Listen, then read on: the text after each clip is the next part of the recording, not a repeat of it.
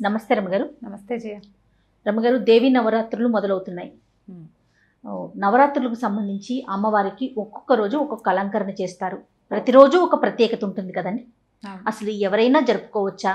మనం ఇంట్లో పూజా విధానం ఈ 9 రోజులు ఏ విధంగా జరుపుకోవాలి రమ్మగారు? నవరాత్రి పూజలు దేవాలయాల్లో అయితే విశేషంగా చేస్తారు. అవునండి. ఒక్కొక్క చోట ఒక రకంగా, విజయవాడలో ఓ రకంగా, మనకి ఇక్కడ హైదరాబాద్లో పెద్దమ్మ తల్లి దేవాలయంలో కొంచెం చిన్న చిన్న తేడాలు ఉంటాయి. దేవాలయం ఏ ఆగమాన్ని అనుసరిస్తుందో దాన్ని బట్టి వాళ్ళ ఆ పూజా విధానాలు ఉంటాయి. మనకి మళ్ళీ శ్రీశైలంలో ఒక విధానం, ఇట్లా ఖచ్చితంగా విధానాలు వేరేనా 9 రోజులు అమ్మవారి పూర్తిగా పూజా విధానం జరుపుతారు. ఇది మనం ఇళ్లల్లో కూడా చేసుకోవచ్చు. ఇళ్లల్లో ఆనుచానంగా పెద్దవాళ్ళ నుంచి వచ్చి ప్రతి సంవత్సరం కలశం పెట్టి అమ్మవారి అవతారాలన్నీ వేస్తూ ప్రతిరోజు ఏ అమ్మవారి అవతారం ఉంటే ఆ అమ్మవారి అవతారం ప్రకారం పూజ చేసుకునే విధానం బాగా విశేషంగా చేసేవాళ్ళు ఉంటారు కొన్ని కుటుంబాలలో అలవాటుగా. అలా కాకుండా మనలాగా మామూలు సామాన్యమైన వాళ్ళు కూడా ఖచ్చితంగా ఈ 9 రోజులు ఒక నియమం పెట్టుకుని పూజించుకోవచ్చు. చాలా పెద్ద విశేషంగా కాకపోయినా మన శక్తి అనుసారం మనం ఎంత చేయగలిగితే అంత నియమం తప్పకుండా కనుక చేస్తే చాలా విశేషమైన ఫలితం ఇస్తుంది. మామూలుగా మనకి ఈ కాలం ఏమిటిది, శరదృతువు మొదలవుతుంది. అవునండి. ఋతువు అంటే ఇప్పుడు మొన్నటి దాకా వర్షాలు ఉంటాయి. వర్ష ఋతువు తర్వాత కదా శ్రావణ భాద్రపదాలు వర్ష ఋతువు, ఆశ్వీజ కార్తీకాలు శరదృతువు. ఈ శరత్కాలంలో దేవి సాన్నిధ్యం ఎక్కువగా ఉంటుంది ప్రకృతిలో. ఈ సమయంలోనే అమ్మవారి యొక్క సాన్నిధ్యం ఎక్కువ. ఇప్పుడు చేసిన చిన్న పూజ కూడా చాలా మంచి ఫలితాన్ని ఇస్తుంది. పైగా ఋతువు ఒకటి ప్రశాంతమైన ఋతువు. ఇందులో ఏంటంటే వీటిని ఈ ఋతువులను ఏమంటారంటే యమదంష్టలు అలా చెప్తారనమాట. అనారోగ్యాలు వచ్చే ఋతువులు. వర్షాలు కదా, వానలు పెరిగి వానలు తగ్గుతూ చలి మొదలవుతుంది. అవును, అనారోగ్యాలు వస్తాయి. అలాగని మళ్ళీ ప్రకృతి ఏమో శోభాయమానంగానూ ఉంటుంది.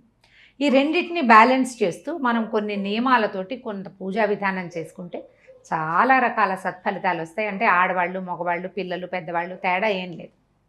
ప్రతి ఇంట్లోనూ దేవీ నవరాత్రులు చక్కగా 9 రోజులు చేసుకోవచ్చు.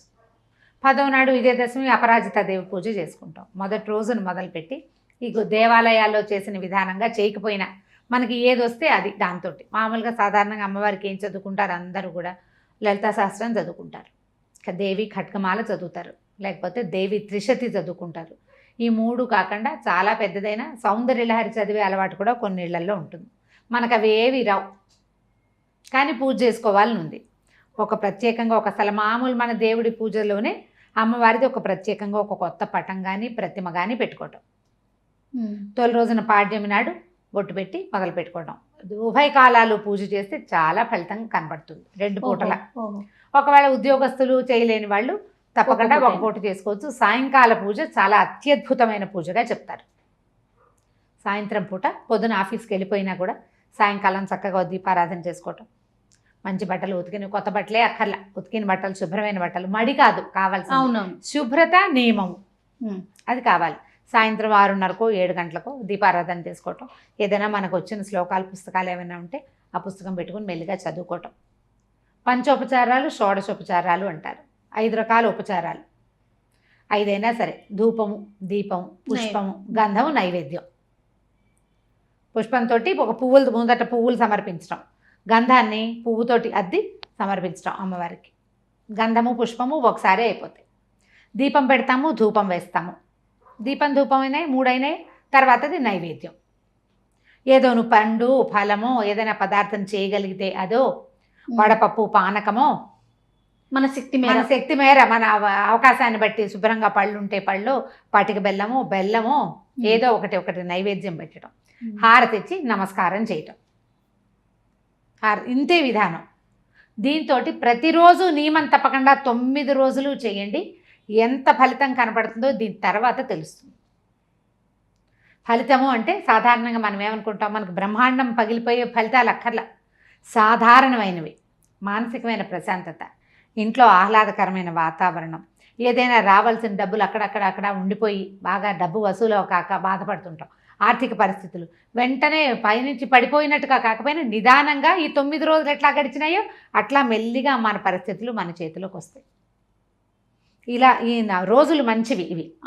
ఈ రోజుల్లో మనం అమ్మవారిని తలుచుకోవటం, స్మరించటము, ధ్యానించటము, పూజించటము విశేషమైన ఫలితాన్ని ఇస్తుంది. గుళ్ళో చేస్తున్నారు కదా మనం చేయకపోతే ఏమని కానీ, మన ఇంట్లో లేదు కదా కొత్తగా ఎందుకు పెట్టుకోవటం అని కానీ అనుకోవద్దు. ఎవరమైనా చేసుకోవచ్చు. ఇప్పుడు ఇళ్లలో ఉన్న వాళ్ళు ఏం చేస్తారు, చక్కగా కలశాలు అవి పెట్టుకుంటారు. అవును. అంత పనికి వెళ్ళొద్దు అసలు. అది పెద్ద పని పెద్దది. చేయగలిగితే సరే సరే. కానీ దానికి మంత్రము విధానము చాలా ఉంటాయి. అవన్నిటికీ ఆలోచన ఇళ్లలో ఉండాలి. కానీ మనం ధ్యానించుకోవడానికి ఇంట్లో ఉండక్కర్లా, మనసులో ఉంటే చాలు. దానికి ఆనవాయి ఎక్కర్లేదు, మాకు ఆనవాయితీ లేదండి, అలాంటి భయాలు ఏమీ పడద్దు. ఒక్క ఫోటో అమ్మవారిని కనిపించింది మనకి, లలితా త్రిపుర సుందరి కనపడుతుంది, చెరుకు గడ పట్టుకుని అమ్మవారు కూర్చుంటుంది, అటు ఇటు లక్ష్మీదేవి సరస్వతీదేవి ఉన్నట్టు. ఎంత బాగుంటుందో. ఇంత చిన్న ఫోటో కొత్తది కొని పెట్టుకోండి ఈ సంవత్సరం. ఈ 9 రోజులు చేయండి. పొద్దున చేయగలిగితే రోజు పొద్దునే, రాత్రే చేయగలిగితే రోజు రాత్రే. 2 పూట్ల ఇళ్లలో ఉన్నాము చేసుకోగలము అంటే చక్కగా 2 పూట్ల చేసుకోండి. ఒకే స్తోత్రం 2 పూట్ల చదివినా తప్పలేదు. పొద్దున ఒకటి సాయంత్రం ఒకటి గుళ్ళోలాగా చదవాలని హైరాన్ పడద్దు. మీకు ఏది వస్తే అది, ఎంతసేపు చేయగలిగితే అంతసేపు స్థిమితంగా కూర్చోండి. ముందు కూర్చొని ఇది దేవీ సాన్నిధ్యం ఉన్న కాలమని, ఈ సమయంలో అమ్మవారిని స్మరిస్తే మనకి ఫలితం బాగుంటుందని తెలుసుకుని ప్రవర్తించాలి. దీంతో పాటు మనం ఎప్పుడూ చెప్పుకునేవే ఈ 10 రోజులు కొన్ని నియమాలు మాత్రం తప్పకుండా పాటించండి అందరూ. మొట్టమొదటిది, అబద్ధాలు ఆడద్దు, దుర్భాషలాడద్దు, ఎవరితోటి పోట్లాడకండి. సాధ్యమైనంత సాత్వికమైన ఆహారం తీసుకోండి. మీరు పూజ చేసుకునేటట్టయితే చెప్తున్నాను, మీరు 9 రోజులు పూజ చేసుకోదలుచుకున్నారు అప్పుడు కొద్దిగా అంటే ఇతర పదార్థాలు కాకుండా శాకాహారం లాంటిది తీసుకుంటే కొంత బాగుంటుంది. సాధారణంగా చెప్తారు వీటికి నియమాలు అంటే ఏకభుక్తము, భూశయనము, బ్రహ్మచర్యము అని. ఈ 3 నియమాలు అంటే ఒక పూట తిని రాత్రిపూట టిఫిన్ తింటాం, లేదా పగలు ఉపవాసం ఉండి రాత్రి భోజనం చేయటం ఒక పూట. తర్వాత భూశయనం, నేల మీద పడుకోవడం. నేల మీద పడుకోలేరు అందరి వల్ల కాదు, మంచం మీద పడుకోండి ఏం పర్వాలేదు, పడుకోగలిగితే కింద పక్కేసుకొని పడుకుంది. బ్రహ్మచర్యము, వివాహమైన వాళ్ళు కొంచెం భర్తకి దూరంగా ఉండటం అనే నియమం. మీరు ఇలా చేయదలుచుకుంటే ఈ నియమం పెట్టుకుంటే 9 రోజులు ఉంచుకోండి. నియమంతో చేయదలిస్తే ఆ నియమం నేను చేయలేనండి, ఈ నియమాలన్నీ మాకు కుదరవు, పూజ మాత్రం చేసుకుంటానంటే పూజ అయినా నియమం తప్పకుండా చేయండి. నియమం తప్పకూడదు, ఏది పెట్టుకుంటే అది అప్ టు యూ పూర్తిగా. ఆ నియమంలో చక్కగా సాయంకాలం వేళ రోజు దీపం పెట్టి ధూపం వేసి కాస్త నైవేద్యం పెట్టి హారతి ఇచ్చి నమస్కారం చేసి 2 పువ్వులు అమ్మవారికి సమర్పించి అంత మాత్రం పూజా విధానం చేసుకున్నా కూడా చాలా ఫలితం ఇస్తుంది. ఈ 9 రోజుల పాటు మీరు అమ్మవారికి చేసే చిన్న పూజ, మన ఇంట్లోకి ఎవరైనా వస్తే ఒక బొట్టు పెట్టి ఓ పండు చేతిలో పెట్టండి. పళ్ళు లేవు, ఏ గులాబీ పూలో చామంతి పూలు ఉన్నాయి, 2 పువ్వులు ఎత్తి చేతిలో పెట్టండి. పువ్వులు కూడా ఇవ్వచ్చు, పువ్వులు తాంబూలంగా ఇవ్వచ్చు, పళ్ళు ఇవ్వచ్చు. మనం ఏదైనా పదార్థం చేసుకున్నాం ఉండండి ఈ పూట అని భోజనం చేయించండి. మనం ఇట్లా ఇవన్నీ కూడా నియమాలే. రోజు ఒకళ్ళకి భోజనం పెట్టడం, రోజు తాంబూలం ఇవ్వటం, ఇట్లా ఏదైనా పెట్టుకోవచ్చు. ఏవి పెట్టుకోలేకపోయినా ఏం పర్వాలా, మీరు మొదలుపెట్టిన పూజ నియమం ఏది ఉందో ఆ ఒకటి పూర్తిగా కంప్లీట్ చేయండి. ఎవరన్నా వచ్చారు ఒకళ్ళు, వచ్చిన రోజున బొట్టు పెట్టి తాంబూలం ఇవ్వండి. దీంతోపాటు ఇంకొక నియమం కూడా పెట్టుకోవచ్చు, నిత్యము దేవాలయ దర్శనం. 9 రోజులు దేవాలయ దర్శనం కూడా చేసుకోవచ్చు. నవరాత్రి పూజల్లో అదొక విధానం. అమ్మవారి గుడి ఉంది, వెళ్ళి దర్శనం చేసుకుంటాం. 9 రోజులు దర్శనం చేసుకుంటాం, సాన్నిధ్యంలోకి వెళ్తాము, నమస్కారం చేసుకుంటాం. అక్కడ ఏదో మంత్రం చెవిని పడుతుంది, తీర్థం ప్రసాదం సెఠారీ తీసుకుంటాం. ఆ నియమం చాలా 10 రోజులు తప్పద్దు. ఈ 9 రోజులు ఏదైనా పెట్టుకుని కనుక చేస్తే ఇలాంటి రోజుల్లో చేసేటువంటి చిన్న చిన్న నియమాలు కూడా అత్యద్భుతమైన ఫలితాన్ని ఇస్తాయి. ఎవరి శక్తి అనుసారం వాళ్ళు నియమ పాలన చేస్తూ కనుక ముందుకు తీసుకెళ్తే జీవితం బాగుంటుంది. పిల్లలకి అలవాటు చేయొచ్చు ఈ పద్ధతి. మనకే ఏదైనా రకరకాల సమస్యలు ఉన్నాయి, మానసికమైన ప్రశాంతత లేదు, ఆధ్యాత్మికంగా ముందుకెళ్ళలేకపోతున్నాము, అలాంటి ఉద్దేశాలు ఉన్నవాళ్ళు, పరిస్థితుల్ని హ్యాండిల్ చేయలేకపోతాము అనుకున్న వాళ్ళు, సమస్యల వలయం సుడిగుండాల్లో ఉన్నవాళ్ళు, ఇలాంటిది ఏ నియమం తీసుకుని ప్రార్థన చేసినా కూడా ఈ 9 రోజులు చాలా ఫలితాన్ని ఇస్తాయి.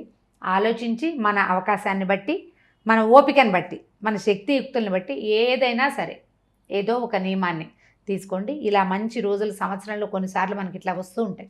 వచ్చినప్పుడు దాన్ని యూటిలైజ్ చేసుకోవాలి, ఆ రోజుల్ని మనం ఉపయోగించుకోవాలి. ఇప్పుడు ఇవన్నీ ముందంతా పెద్దల రోజులు అవునండి కదా, ఇప్పుడు ముందంతా పెద్దల రోజులు అయ్యాకే అమ్మవారి రోజులు మొదలవుతాయి. ఈ 9-10 రోజుల పాటు మనం నియమంగా ఉండి ఏదైనా చక్కగా పూజ అది చేసుకుంటే మంచి ఫలితం ఇస్తుంది, ప్రశాంతతనిస్తుంది. ప్రధానమైనది మన బుద్ధికి కుదురు, మన ఇంట్లో ప్రశాంతత. అసలు మానసిక ప్రశాంతతకు మించింది ఏముంది రమ్మగారు? ఏముంది, ఉపవాసాలు చేస్తావా చేయవో, ప్రసాదాలు చేయగలవో లేవో, దండం పెట్టడానికి ఏమి, దండం పెట్టుకోవచ్చుగా. ప్రశాంతంగా మనస్ఫూర్తిగా ఒక్క నమస్కారం చేసుకుంటే కనుక ప్రకృతి మన ఎడల ప్రశాంతంగా ఉంటుంది. ఎందుకంటే అమ్మవారి సాన్నిధ్యం అంతా ఇప్పుడు ఈ కాలంలో ఉంటుంది. కాలం మనకి అనుకూలిస్తుంది. ఇప్పుడు చేసే పూజ అంతా కూడా కాలానికి పూజ, సమయానికే పూజ. అప్పుడు అమ్మవారు దాన్ని కరుణించి మనకు కావాల్సింది ఏదైనా ఇస్తుంది, మన తాలూకు మన యోగ్యతని బట్టి. అంతే. తప్పకుండా రమ్మగారు, చాలా చాలా మంచి విషయాలు చెప్పారు. నమస్తే. నమస్తే జయ. ఈ వీడియో కనుక మీకు నచ్చినట్లయితే లైక్ చేయండి, షేర్ చేయండి. మరిన్ని వీడియోస్ కోసం మా ఛానల్ని సబ్స్క్రైబ్ చేసుకోండి.